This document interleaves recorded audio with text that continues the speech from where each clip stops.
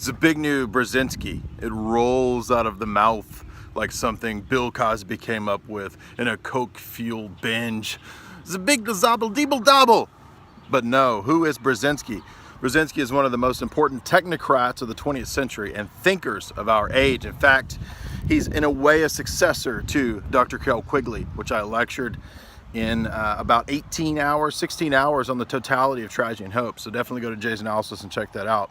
But what we're going to talk about in this week's Jay's Analysis show is the writing, the works, the interviews of Zbigniew Brzezinski. Now, Brzezinski went to McGill University as someone fleeing from the Soviets out of Poland, and at McGill he was noticed for, I think, studying technocracy. And you can find this very easily in his first book in 1970, Between Two Ages, where he talks about weather modification.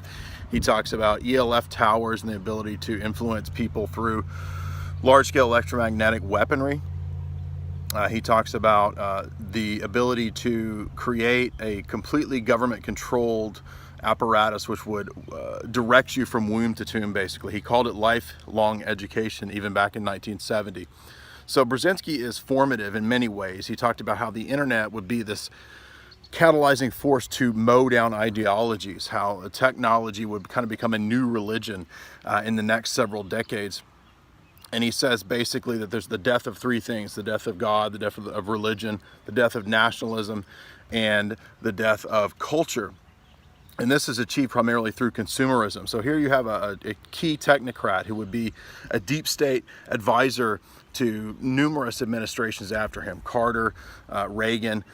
He would even be prominent in the Obama administration, and that's because he's the father of the NGO smart, complex, soft power approach. He's the father of that technology of using hybrid warfare to destroy existing cultures, break them down through controlled chaos and destabilization. So you have to understand Brzezinski to understand the 20th century and the clash of civilizations idea, this idea of smashing the West up against Islam. This is a planned thing that Samuel Huntington, Bernard Lewis, many of the neocons, and Brzezinski, who appears to oppose the neocons at times, but that's only because he wants a more direct approach to fighting nationalism, to ending borders.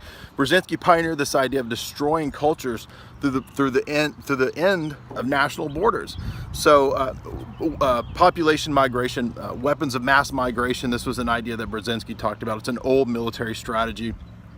So Brzezinski is in many ways the successor to Bertrand Russell and H.G. Wells without all the fun. So you can remove all the exterior trappings of utopianism, and this is what you get in the character Brzezinski, a Machiavellian figure, no doubt. But we definitely need to understand that Brzezinski is the father of the very things that we're living through. All of this war on terror. This is not chiefly a neocon idea. This actually goes back to Brzezinski. He's the one who trained the Mujahideen. He's the one who gave Carter the idea to use the Mujahideen and create Al-Qaeda back in 1979 in Afghanistan as a force against the Soviets. So Brzezinski is not an American, and this is what trips up a lot of people, because they look at him and they try to figure out, is he a capitalist, is he a socialist? Actually, Brzezinski is above the fray, and he says this in every one of his books. His 1997 book, Grand Chessboard, he says that you can be above the fray and control the Manichaean dialectics, and that's what technocracy is. Technocrat goes back to the 1920s, it goes back to the Huxleys, it goes back to Bertrand Russell, it goes back to all these characters who wanted to establish this global grid, basically, to control every single group on the planet, and they would do that through mowing down their ideologies, and that's all a strategy.